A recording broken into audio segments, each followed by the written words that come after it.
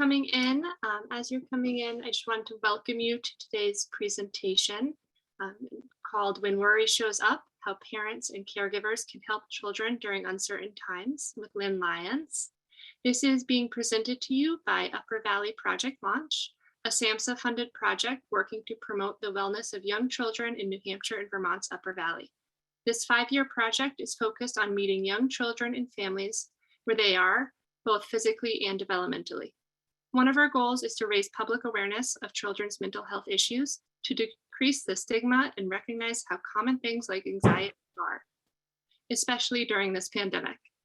Not all families need to access formal mental health care, so we work closely with family resource centers in New Hampshire and parent-child centers in Vermont because they provide family-focused services to children in their homes and in the community so that families can thrive. You can find our project on Facebook at UV Project Launch. And on Facebook, we have a ton of content for parents and professionals. And you can also find out about our latest trainings and resources there. And today we are so honored to welcome anxiety expert Lynn Lyons. Lynn is an internationally recognized psychotherapist, author, and speaker with a special interest in interrupting the generational patterns of anxiety in families.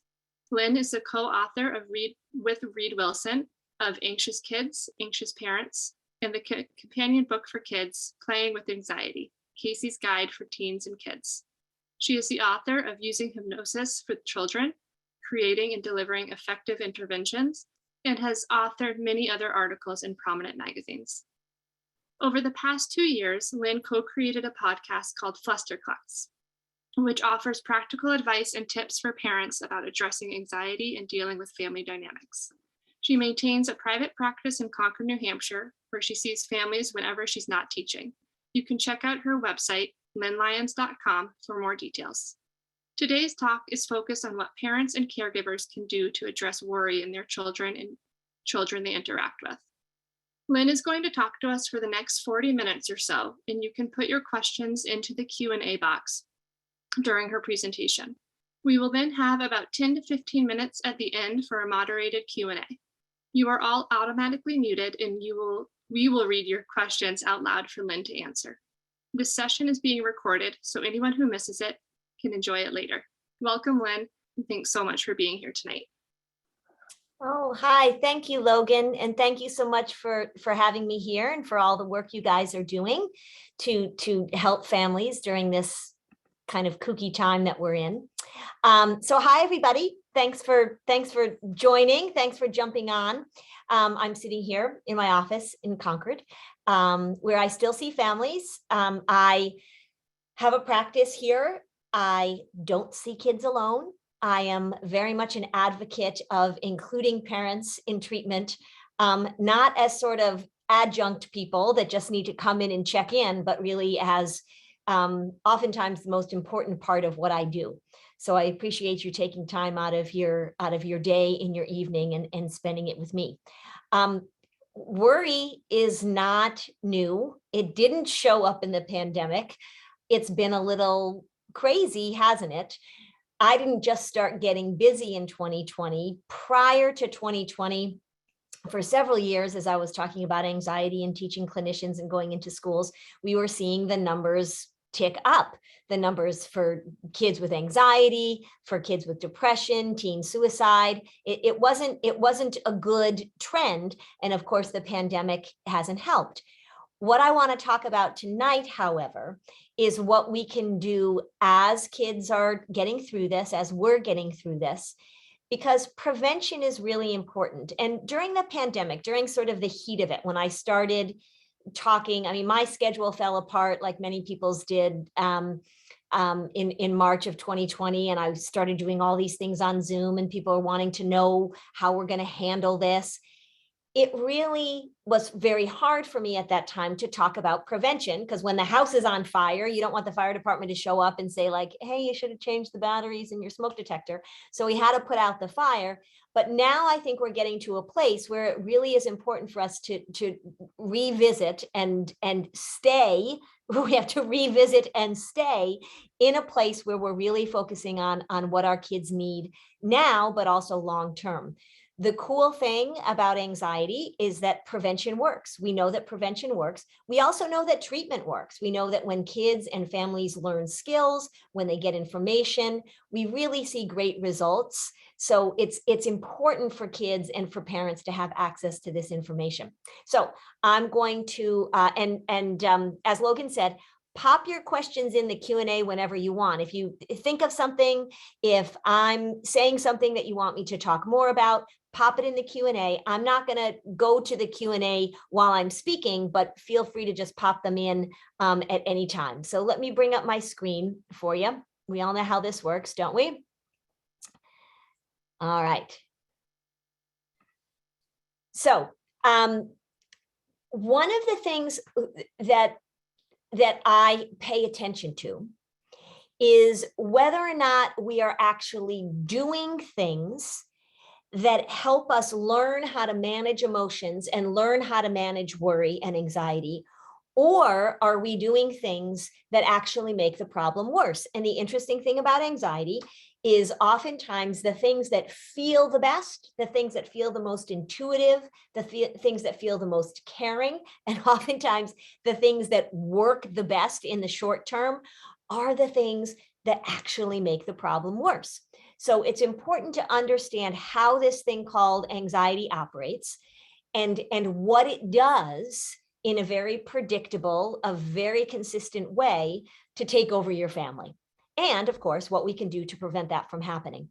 Worry and anxiety are not the same thing, although people use those terms interchangeably. I do. It's really not critical that we separate them out, but let me just give you the definitions just for the sake of your own information.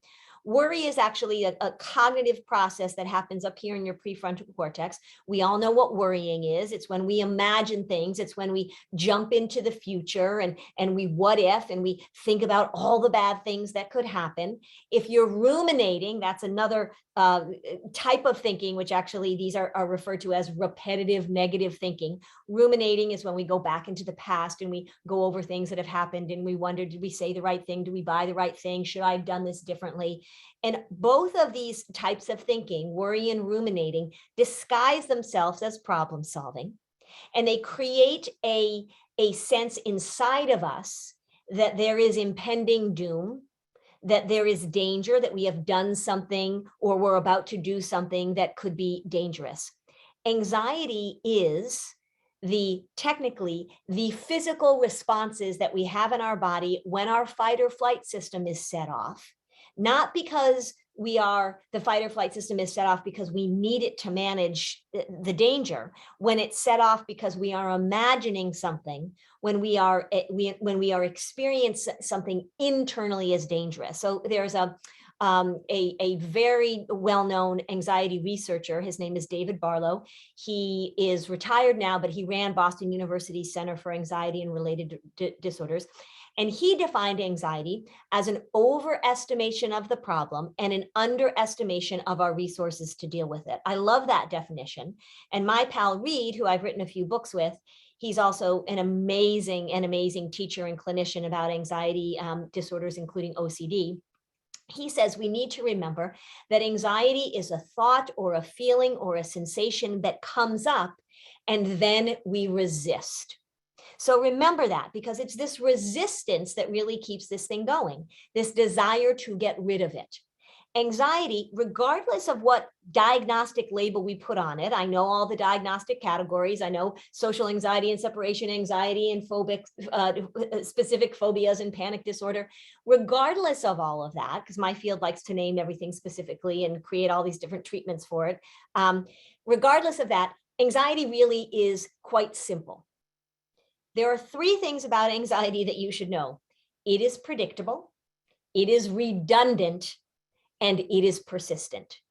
And it is persistent in its desire for these two things. It wants certainty and comfort. So when anxiety shows up, it says, look, I need to know exactly how things are going to go.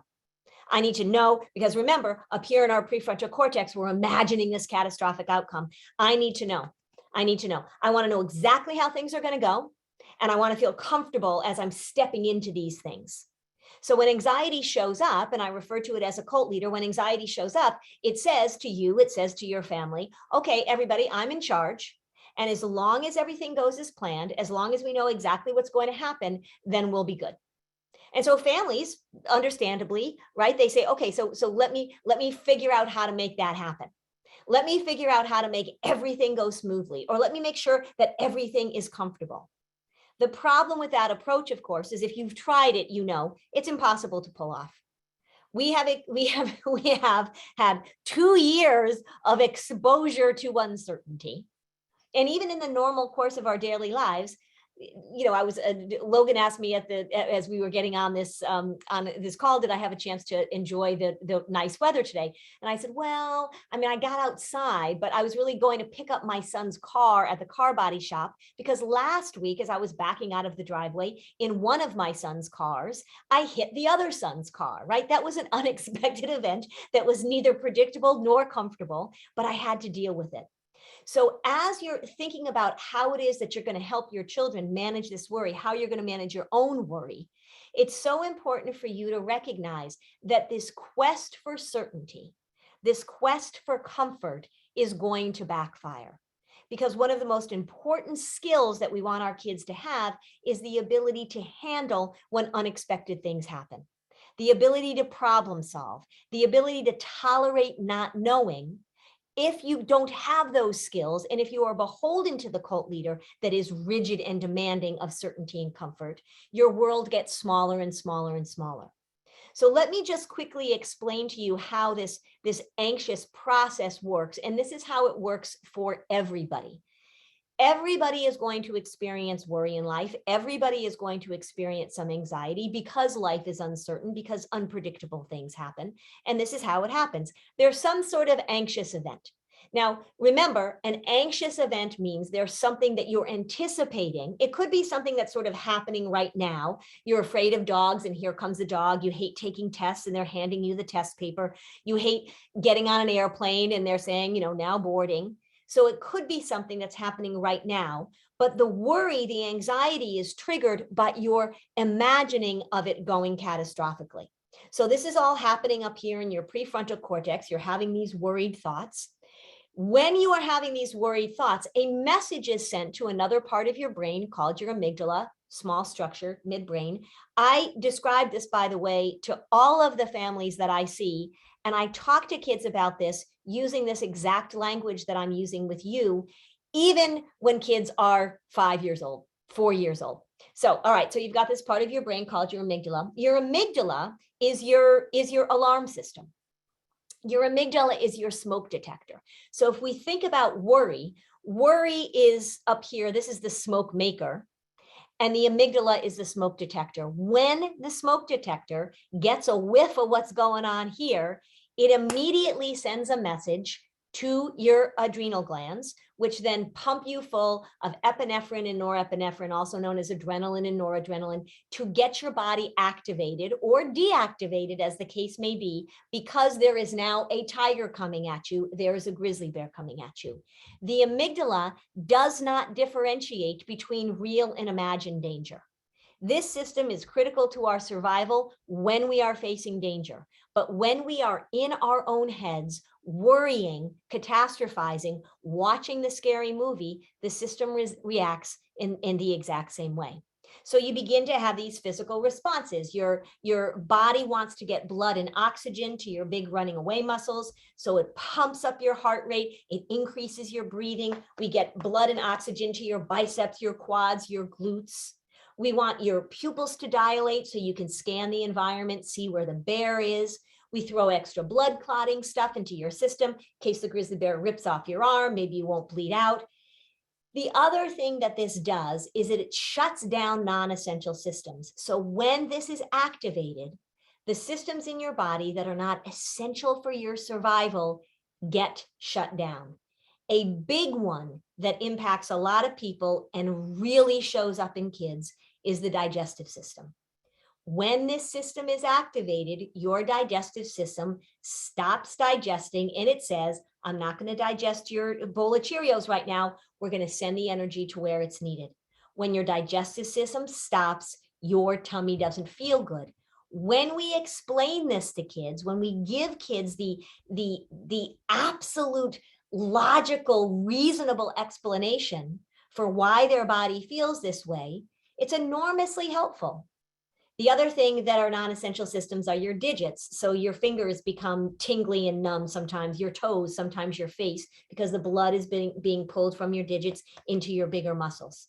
So all of this happens at once, these physical symptoms. Your heart rate may go up, your body temperature gets disrupted. You may feel shaky because you've just gotten this adrenaline into your system. Your muscles might feel tight.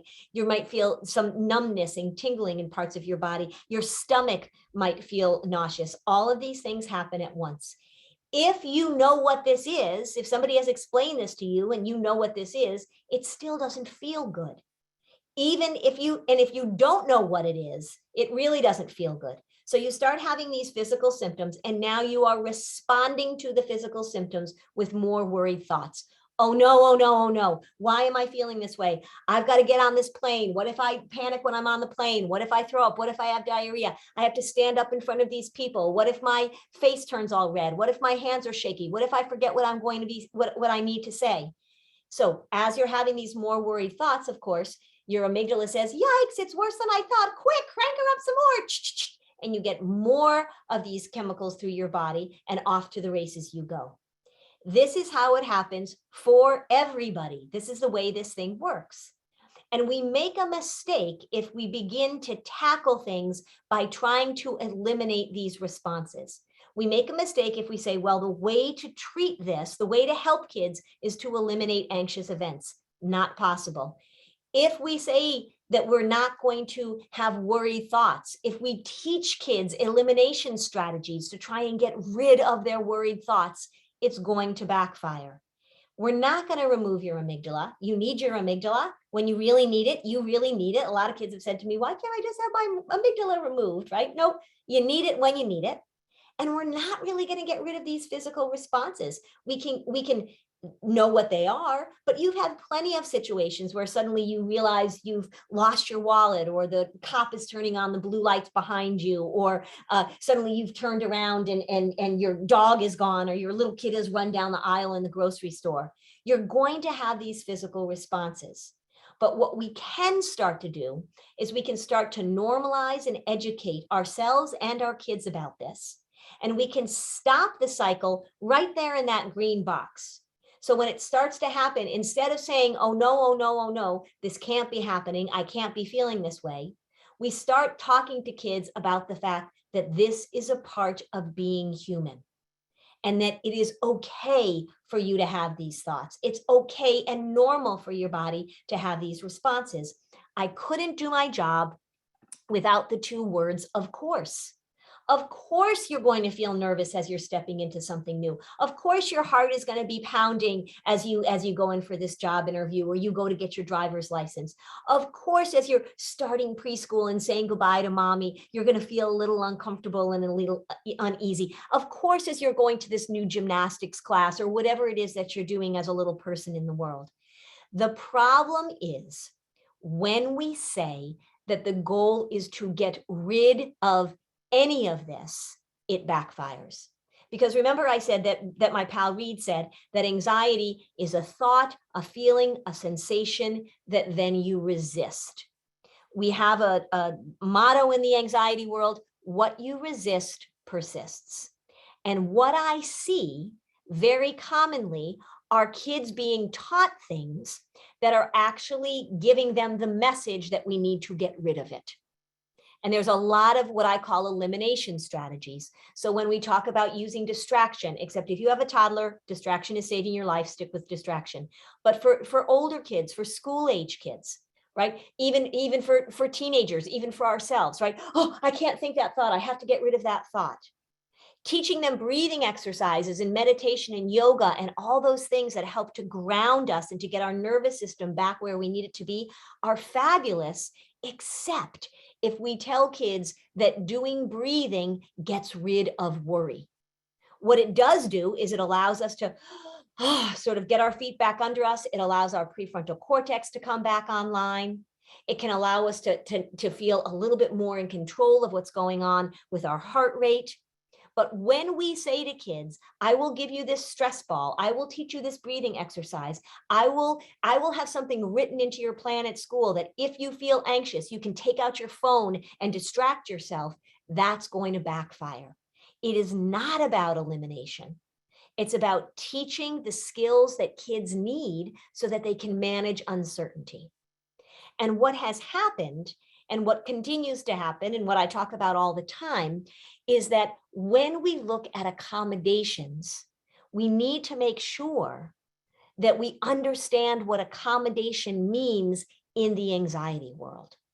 Because accommodations, if we think about accommodations in the education world, right, they're very necessary. That's why there is a federal statute that says that all children should have equal access to education, regardless of their ability to pay, regardless of where they live. We want to give kids equal access, and regardless of things that they have that make it more difficult for them to learn. So children who are deaf, children who have type 1 diabetes, children who have dyslexia, children who have ADHD, children who have a processing disorder. The problem is, however, that we have taken this accommodation model and we have plunked it right down onto the anxiety world. And in the anxiety world, accommodation is what we are going after. When I am treating a family that is dealing with anxiety, accommodation is where I am starting, because the higher the level of a family's accommodation, the more likely it is that treatment will fail. So if we're looking at how we do this in families, right, it's very normal to accommodate the anxiety. Why? Because you want to keep the train on the tracks. Yet people have to get to sleep. People have to get to work. People have to get to school. People have to get their socks on. And so we accommodate, we start negotiating with this cult leader. We say, all right, I'll do what you want. And then you go to school and they say, we have to put an accommodation plan in place for anxiety. And what you're doing when you accommodate anxiety is that you are doing something that is designed to eliminate or get rid of symptoms by avoidance.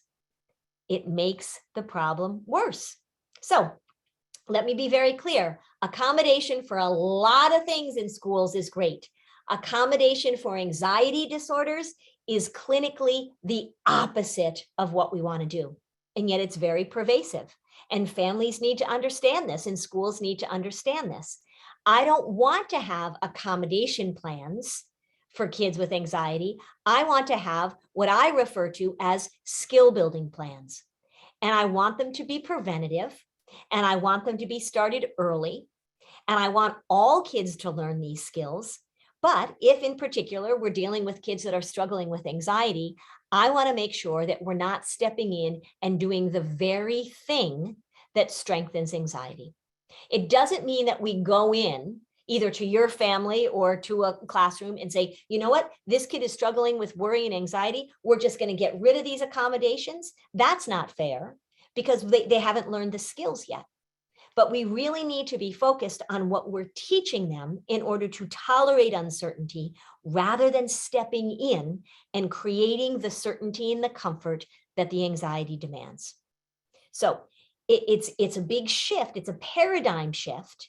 But when you think about it, it's really not that complicated, because as I said, anxiety does the same thing over and over and over again. We know a lot about it. We know what the risk factors are. We know how worry works. We know what it looks like. And the cool thing about treating anxiety is that everything that I do in treatment, everything that I teach in the course of my clinical work here in my office, are the exact same things that I teach preventatively. So let me tell you about a few of them. And as I'm talking about this, recognize the key role that adults, that parents, that caretakers play in this, because they are the ones that have to model these patterns. They're the people that are going to have to articulate them. So if I were to make a slide, which I made, look, there it is, that describes in the most general of terms what I do, this is it. Emotional management. I happen to specialize in anxiety, but we know that with anxiety comes depression. Anxiety and depression hang out together a lot. An untreated anxiety disorder in a child is one of the top predictors, unfortunately, of developing depression by the time you hit adolescence and young adulthood. Why? Because anxiety does not care if your child goes to school, if your child joins the drama club, if your child tries out for the swim team, if your child gets his driver's license, if your child goes to sleepaway camp, if your child goes to a neighbor's house, if your child goes anywhere, anxiety doesn't care. And when the anxiety is there to dictate what your child and what you can or can't do, their world gets smaller and smaller. You hit adolescence, a time when social connection is critical to your development, and anxiety is there to get in the way. And boom, then we have a kid who goes from, oh, I can't do this, to why bother? So if we're looking at emotional management of anger, of impulsivity, of worry, of depression, it is, again, you have a thought, a feeling, or a sensation. That's going to happen. They're not even consciously mediated a lot of the time, right? Stuff comes up. What we want to talk about with kids is step 2. How do I recognize? How do I articulate? And how do I manage these big feelings that I have? This is why I talk so much about elimination strategies, because the goal is not to get rid of what kids are feeling. The goal is not to try and find a way to medicate or self-medicate these feelings away. And as kids get older, if they have the message over and over again that they're not supposed to have these feelings, they will find ways successfully to make them go away. And we don't want little kids to go down that path that we see teenagers going down. So here are the skills. First of all, flexibility. Rigidity is one of the hallmarks of anxiety. Remember, because anxiety says, I want things to go a certain way. It doesn't mean that everybody who's rigid is anxious. Some people are just rigid. Some people are just pains in the neck. But most people who are anxious are rigid because of the very nature of what worry wants, of what anxiety wants. So if you are thinking about how to be preventative, then you really want to pay attention to how do you promote flexibility as a value in your family. That does not mean, flexibility does not mean chaos. Flexibility does not mean getting rid of family rules or expectations or boundaries. It doesn't mean getting rid of routines or preparation. What flexibility means is, how do you tolerate when things don't go the way that you want them to go? How do you handle what I call the mights and maybes of life? I don't know is a really respectable answer to a lot of the questions that our kids have had over the last few years. It's the most honest answer that we can give them. And being able to talk to your kids about the fact that we don't know exactly what's going to happen, not only in the pandemic, but in life, we can make plans, and sometimes they go great, but other times they don't. How do your children manage when things don't go the way that they wanted them to go? How do they handle a disruption in their routine? I can't tell you how many parents, when I've said, when does this worry thing really show up? When does it really grab hold? And the parents will say, well, we have a plan and we work very hard with the school to make sure that everything goes as planned. And as long as we stick to the plan, things are good. But if something gets disrupted, if something goes awry, that's when the wheels come off the bus. That's something to pay attention to. One of the ways that you can help your families develop this is to let them know and to model for your kids how important flexibility is. You want to talk about it. When you see your kids doing something and handling something flexibly, you want to say, you know what, I noticed that you were really flexible about that. I appreciate it. You want to talk to them about the unexpected things that happen during the day. So at the dinner table, you go around and you say, what unexpected thing happened to you today and how did you handle it? Little kids will come up with little kid answers. You as an adult can provide content that's appropriate to how old your kids are, but even small things, that you were tying your shoe and your shoelace broke, that you went to go get milk for your coffee and the milk had gone sour, that you were planning on meeting a friend and at the last minute, the friend called and said she couldn't make it because she had to pick up her child at school and you had to change your plans. Talking to kids and modeling for kids flexibility is an enormously helpful skill. Rigidity is problematic It's problematic in getting through life, and it's really problematic in social relationships. So pay attention to how you are going to teach your kids to be cooked spaghetti instead of uncooked spaghetti. I will give kids in my office, my kitchen is right through there. I'll go get a box of uncooked spaghetti and I'll give everybody a piece of uncooked spaghetti and say, so tie it in a knot. Make it into a circle. And of course, the piece of spaghetti breaks into a million pieces. And I say, this is what worry does to you. Turns you into a piece of uncooked spaghetti. There you are, right? Not only are you stiff and rigid, but you're so fragile, hard to get through the day as a piece of uncooked spaghetti. So as early as possible, I always say the earlier the better, but it's never too late. As early as possible, start showing and talking to your kids about the value of flexibility. In terms of prevention, key skill. You're going to get a lot of mileage out of that one.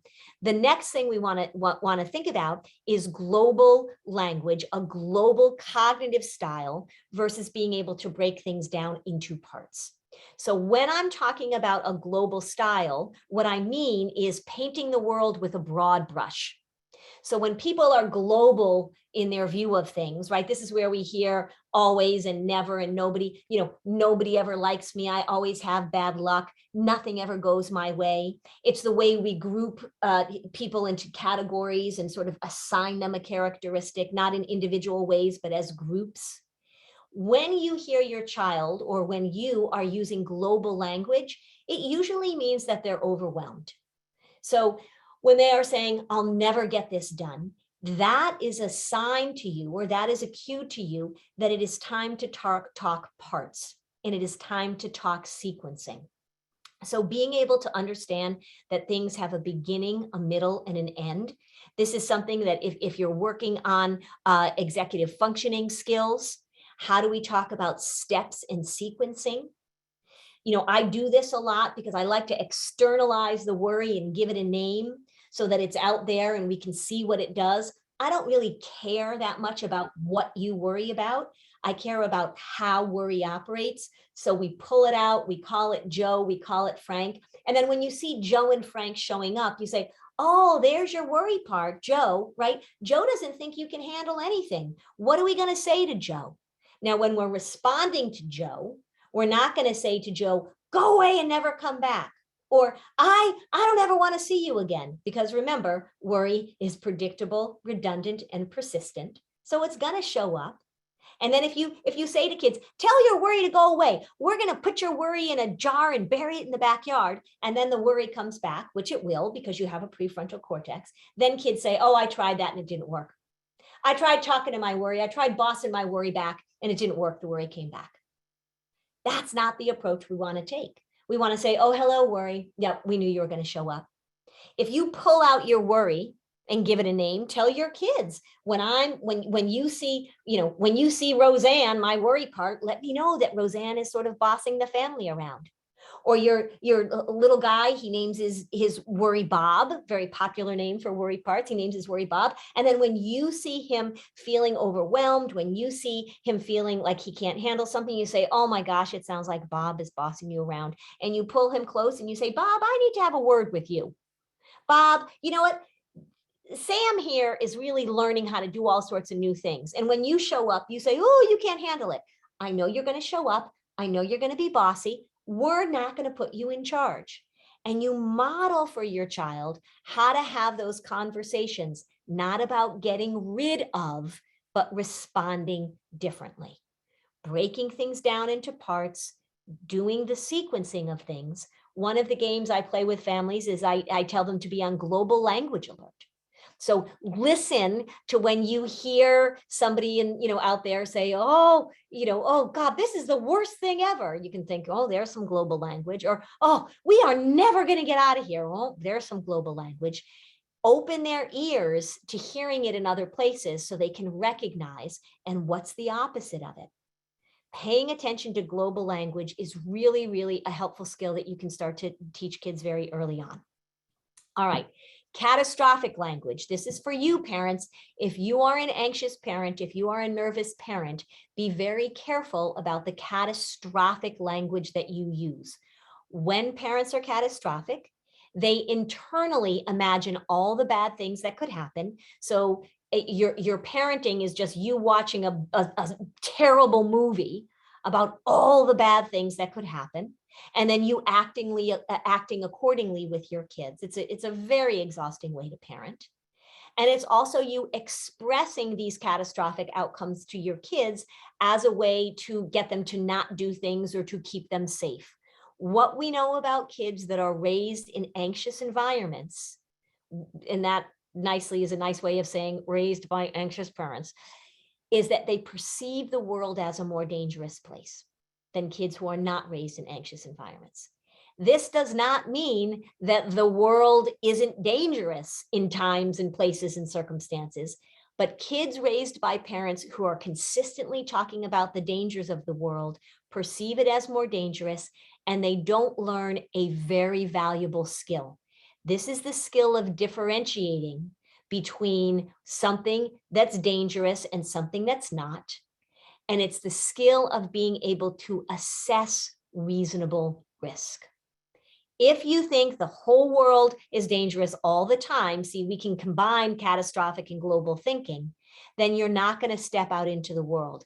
If you as a parent are consistently feeding your child a diet of the world is a dangerous place, then they are going to have a hard time going out into the world and figuring out what's reasonable and what's not. So pay attention to your catastrophic language. Thinking about bad things that could happen is not as preventative or as helpful as you think it is.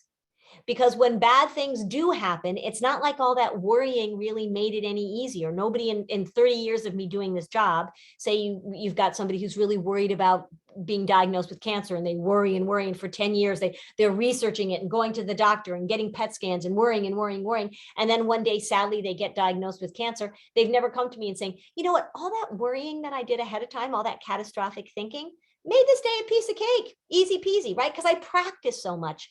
Doesn't matter.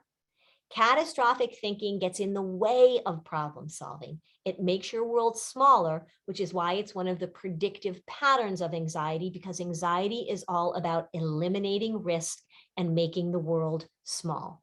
So pay attention to that. Permanent versus temporary. This is in terms of talking about our kids, talking about what they're learning, talking about their skills, talking about their abilities, talking about their strengths and their weaknesses. It is really important that they hear a message of malleability. Their brains, their interests, their relationships, their skills, their bodies, all of these things are incredibly malleable, particularly when they're younger. But even as they grow older, the brain is far more malleable than we thought even a few decades ago. One of the things that I hear pretty frequently when people are talking about mental health and mental illness, and when they're working to decrease stigma, which is interesting because some research is showing that our attempts to decrease stigma are not working the way that we think they're working. But one of the things I hear a lot is this real permanent way of talking about it. So in an effort to decrease stigma, we've started using this model that says this is who you are, and you've got this thing, you've got this disability, you've got this problem. Kids are soaking that up, and they are bringing it into their identity in a permanent way, in a way that's actually the opposite of what we do in treatment in order to help people heal from things, which is something called positive expectancy. The more we talk about things staying the same, the more that we talk about something being a permanent part of you, the less likely you are to do the things that will actually promote your growth and healing. Positive expectancy is the belief that things can change. And during the beginning of the pandemic, people would say to me, well, we don't know what's going to happen, and our kids are asking these questions, and I don't want to get their hopes up. And I would say, you know what? Hopes should be up. Let's go with hopes up, right? That's where hopes should be, because that's what sustains us, and that's what keeps moving us forward.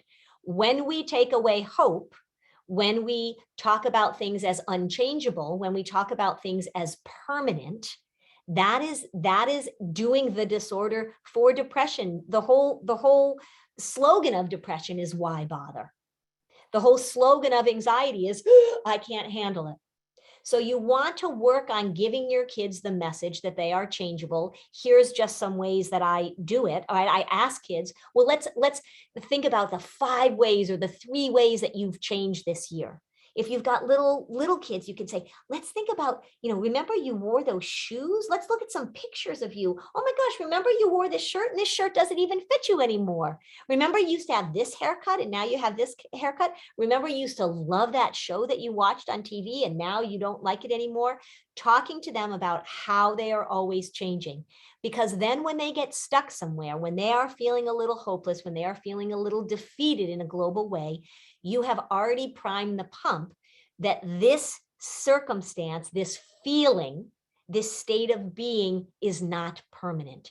Feelings come and go, tastes come and go, things that interests come and go, the seasons come and go. That idea that we are constantly changing is one of hope and one of movement versus the stagnation or the permanence that older kids have really, really glommed onto in the last several years.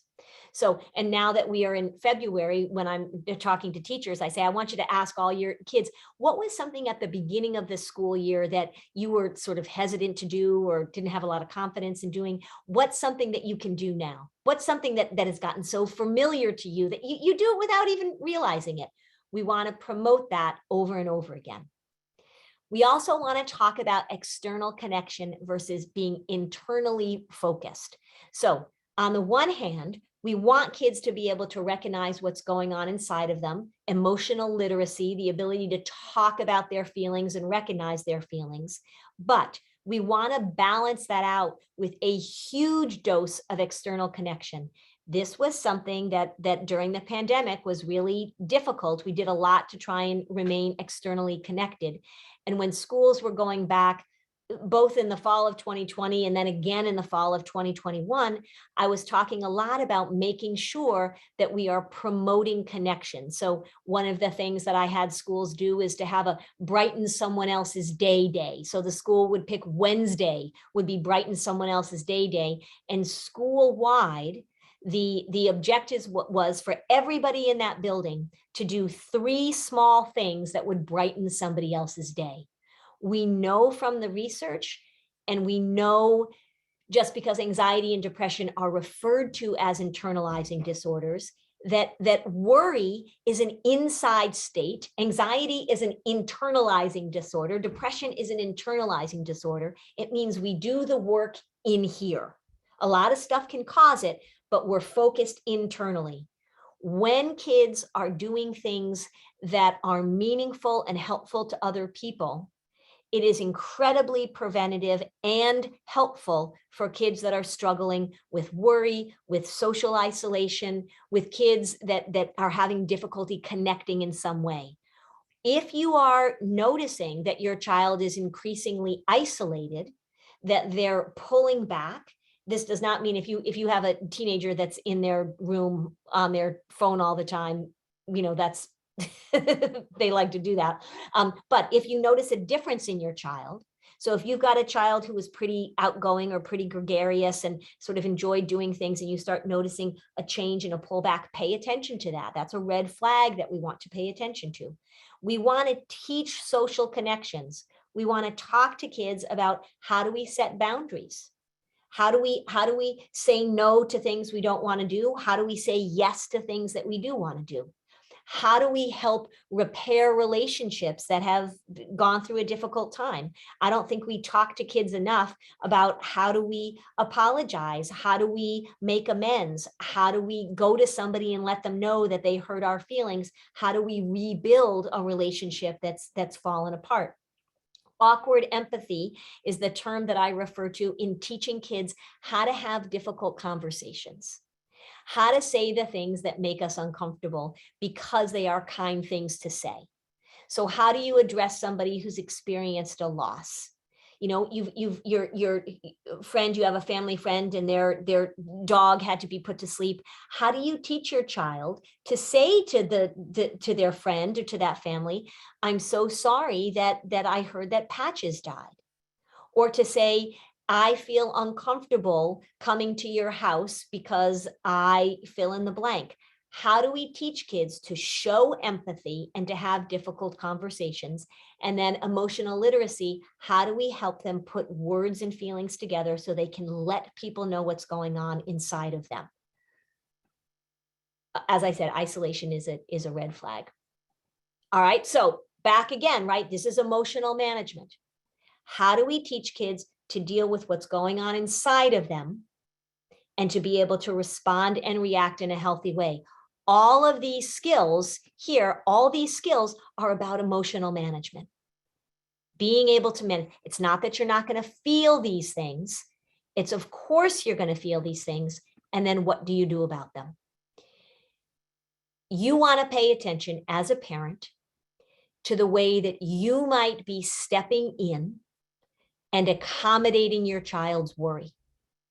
So it doesn't mean if they are a little child that you're, if they say, Mommy, are you going to pick me up after gymnastics? You don't say, well, we'll see, life is uncertain. Maybe I'll show up, maybe I won't, right? Give them the information, but make sure that as a rule, as a habit, you are not stepping in and putting things into place in order to avoid your child feeling uncomfortable. You are not ignoring your child. You are not abandoning your child. You're allowing them to feel a reasonable amount of distress as appropriate within a loving and caring environment. Parental experiential avoidance is just a fancy research term that means parents who have great difficulty experiencing their own distress and experiencing the distress of their children. So they often step in very quickly. They can come across as controlling. This is a sort of subset of parental control, which we know is a risk factor for anxious kids. So pay attention to that. The hardest part of parenting is when your children are upset. I know for a fact. I've got 2 of them. So being able to experience that, being able to allow that and do it in a loving and caring and connected way is a really great preventative thing. NARS is, if we're talking about emotional management, this is just something for you to pay attention to because you may be modeling this. This is when you have an anxious thought or an anxious symptom, you beat yourself up for it. So there's the feeling, there's the response, and then there's the criticism, the self-criticism that you lay on top of it. So negative anxiety response styles. This is a really great quote by a researcher named Kate Stroud and her colleagues. Looking at negative anxiety response styles, anxiety symptoms are not necessarily pathological. They are a normal part of being a human being. It is our response to them, our resistance to them, our fear of them that turns this thing into something that's so, so powerful. And then finally, and then we can begin to look at some of the questions. I want you to know that joy is contagious too. We know that anxiety is contagious. We know that depression is contagious. There is some genetic push for anxiety. There are certain temperaments that put you more at risk.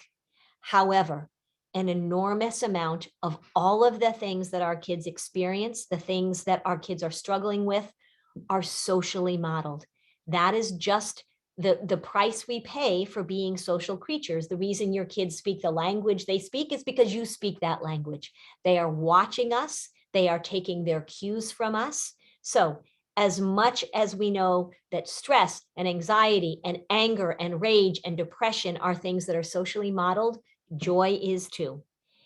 If you can find a way to show your children joy, you are giving them a tremendous gift. There is something about watching your parent belly laugh, your parent doing something, having a great time, dancing to their favorite movie, doing something silly like saying, we're going to have ice cream sundaes for dinner tonight. Show your children how to be joyful. Show them because they are watching you. When children see parents having moments of joy, it allows them to see what's possible. And it gives them a little bit of an indication that things are going to be okay. So find a way to laugh, to be silly, to be playful. We don't have to take this serious all the time. Life is very serious, but there are moments of joy. Human beings are very good at finding moments of joy, even amidst the greatest suffering. So be silly, be playful, laugh, enjoy your kids. All right, I am ready for questions. I know that I talk a mile a minute because I can talk for 8 hours. So when you give me 45 minutes, I'm like, yeah. All right, lay them on me, Logan. Go ahead, Katie. Yeah, I can start with a question. Thank you, Okay. Lynn, for that wonderful talk. So our first question was my child struggles with the fear of death and talks about it often. It is one source of his anxiety. He's only 6, and I'm not sure how to explain death to him in a way that will make him feel less anxious at his young age. Any suggestions on how to field his questions? For example, he was asking if myself and my spouse are going to die. We also had a similar question about sickness and injury, that type of thing. Yeah. So this is completely developmentally appropriate. So for a 6-year-old, because what makes kids anxious often, what makes them worry is when they discover something that's a little unsettling. And death is one of the things that we discover that's super unsettling, right? When they figure out that their parents are having sex, also totally unsettling. When they find out that people get sick. So it becomes difficult. What a child worries about specifically is really not my concern, but in terms of answering this question, the thing you want to do is you want to be as honest as possible, but with a 6-year-old, you don't have to give them a whole blow by blow about it. So one of the things you can say is, everybody and everything dies. And that's really hard, isn't it? Because when we think about that, that's a scary thought, isn't it? To think that nobody lives forever. Our pets don't live forever. Our plants don't live forever. Our friends don't live forever. Now you're 6. And so every once in a while, you're going to have a thought about death because you've been learning about that. And I have those same thoughts. I sometimes think, oh, death is kind of weird and scary, and I don't know what to do with it. So those thoughts are going to pop up. And when those thoughts pop up, what do you think we should say to our worry when our worry is bugging us? Right? So you want to have him talk about the worry bugging, and maybe the response is going to be something like, worry, I know death is kind of scary and you're going to bug me about it sometimes because it's a hard thing to understand. And if he says, well, what happens when people die? You can say, well, we're not really sure. Right? So this is a time when you can say, I don't know. Or if your family has beliefs that you are teaching him about what happens, right? Different families have different beliefs and different religions and that kind of stuff. So you can give him that information. But really just say, it is really normal for you to be thinking about this, because this is one of the questions that a lot of people ask. So I would even flatter him a little bit and say, you know what, you are so smart. You are asking one of life's biggest questions. And it's one of the things that's hard for us to deal with, isn't it? So I would talk to him about it in that way, to normalize those thoughts and normalize the scariness of it and describe death to him. You don't want to use any euphemisms. So you don't want to say, well, sometimes people go to sleep and wake up or this or that. You can say we all have a period of time of living and then we die, and nobody's quite sure what happens after we die, and that can feel scary. So really just make a lot of room for it, and then have a response when he brings the questions up. Oh, it sounds like you're worrying about this again, aren't you? What should we say to your worry? Worry, we don't really need to talk about that so much, don't we? Because that's one of life's unanswerable questions. Yeah. Thank you, Lynn. And so another question that came in, first the person said, this has been mind-blowing, which I agree. They're wondering, how do we advocate for schools to stop accommodating for anxiety for children? They just observe that they're feeling like anxious children has only grown more and more and gotten worse over the years. Yeah. So I'm trying. So how we advocated, I think that part of it is really to understand how anxiety works. I think there's a lot of misinformation about it. One of my beefs is that the information that we're giving kids of all ages is oftentimes inaccurate, both about anxiety and depression. I think they should hear from a very early age that it's normal to feel anxious and worried about things, and that schools should be really careful that they are not taking steps that are actually the opposite of what is clinically recommended. Now, what's tricky about this is that there are a lot of clinicians, there are a lot of medical professionals, there are a lot of advocates that go into schools and say, these are the accommodations that should be put in place, without really having the expertise to know what works and what doesn't work. So if you are a parent and if you're dealing with worry, if you are in a school system, start to educate yourself about what are the skills that we want kids to have.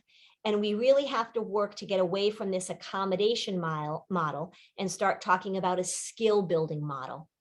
When people say to me, well, what are the accommodations you would put in place for an anxious kid? This sort of makes my brain cramp, because I am always saying to a family, let's see if we can eliminate these accommodations or pull these accommodations back. So it's a matter of just talking about it over and over and over again. And if you are in a meeting with your own child or at a school, you say, are we doing the disorder? That's a very helpful phrase to have. Are we doing the disorder? Are we supporting avoidance? And what is the skill that we need to build? So for me, it's just been about repetition. Well, I've been talking about this for about 20 years. And some people have caught on, but yeah, I mean, I feel like Sisyphus sometimes. I'm working on it, but yeah. So join me and say, skill building. Yeah.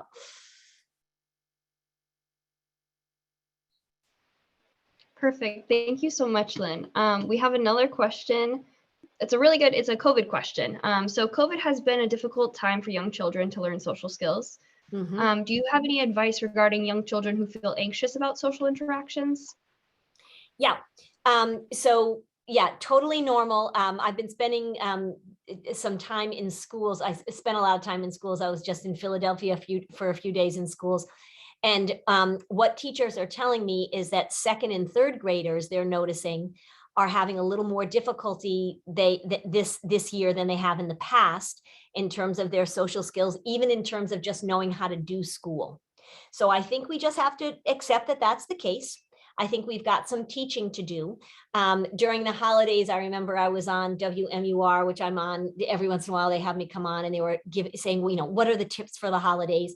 And I said very concretely, we're going to have to back up a little bit and start giving our kids a little bit more teaching and a little more training about how social things work. And so it may be that we're teaching our second graders things that we used to be teaching our kindergartners. Be very concrete, teach them things about having a conversation, teach them things about making eye contact, and you want to give them opportunities to practice over and over and over again. This is skill building. So I think my most important piece of advice would be, don't panic about this, parents. They're a little bit behind. It's okay. It's all right. They'll catch up. Just be very deliberate and very conscious about your teaching. Don't drive them crazy about it, but recognize they're a little bit behind, and that's okay. We want to have kids step in and experiment with the things they're worried about. So avoidance is not the way to go. Teach them the skills step by step, a lot of encouragement. They're going to be a little bit behind. It's okay. Great. Thank you, Lynn. So I'm noticing we're at 8:29. Do you want one more question, Lynn? Sure. All right. Right. So can I just say one thing, because I'm looking at the Q&A also. Just a quick question. Somebody said 7-year-old can understand the concept of worry, anxiety. Yes. I teach it to 5-year-olds. Awesome. So from the chat, how do I help my child with his anxiety when he reacts more in anger first? And we also had, I'll say, a lot of questions in our pre-registration come in, similar questions to this. Yeah. I think that's a good one. Yeah. So remember that it's fight or flight. And so when children are feeling overwhelmed, even when adults are feeling overwhelmed, it's really normal for them to go to anger. There's a really great video that I show to kids sometimes. If you look up burgers and fries, it's a cat. And I show it to kids, and it's a cat that is in, it's in a vet's office or a shelter or something. And they say, hey, Burger, and Burger does, rah! And when I show that to kids that are anxious, I say, what do you think Burger is dealing with? What's going on with Burger?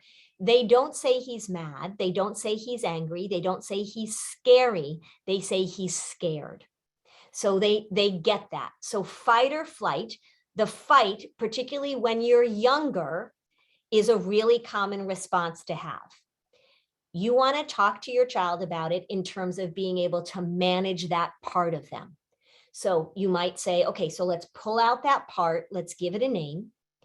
And when you are feeling these big feelings, when you are feeling overwhelmed, when there is something that makes you feel nervous or makes you feel like you can't do it, it's really normal for you to want to lash out. Now, we have to teach them, of course, that that kind of behavior isn't going to be helpful. And we want to teach them to be able to recognize that part. The reason I'm so big on pulling that part out is that whenever we create some distance, whenever we can get curious about something and be an observer of something, we can learn about it, and it also protects a child's dignity. So we want to normalize that in the context of this is the way you feel, but you also want to say, so, and I talk to kids all the time. I talk about step 1, step 2. Step 1, something feels overwhelming. You have these really big feelings. Step 2, how do you respond? And teaching them, and it may be, remember, for a lot of kids, when they're feeling overwhelmed and anxious, we go to sort of the calm down thing, like slow down, relax. For some kids, movement is really helpful. If you've got a kid who tends to be more like when they're anxious, think about teaching them how to move their bodies when they feel overwhelmed rather than trying to slow down their bodies. That may be a better response from them, but it's totally normal. That's the fight part of fight or flight. Fantastic. Lynn, thank you so much. I think you can tell based on the Q&A that we could do this for 8 hours as well. We so appreciate you taking this time, this hour, and everyone on this call. Thank you so much. We will put the recording on YouTube and send that to everyone who's registered early next week. And want to plug Lynn's website, lynnlyons.com. Lots of great resources on there. Some of you were asking for books and whatnot. You can find that all on there.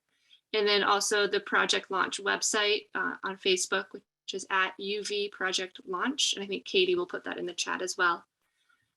So thank you, Lynn. Thanks so much. You're very welcome. Thanks for having me. And thank you again, everybody. I know I'm always honored when people take time out of their lives to listen to what I have to say. So I appreciate it. And I'm sure your children do too.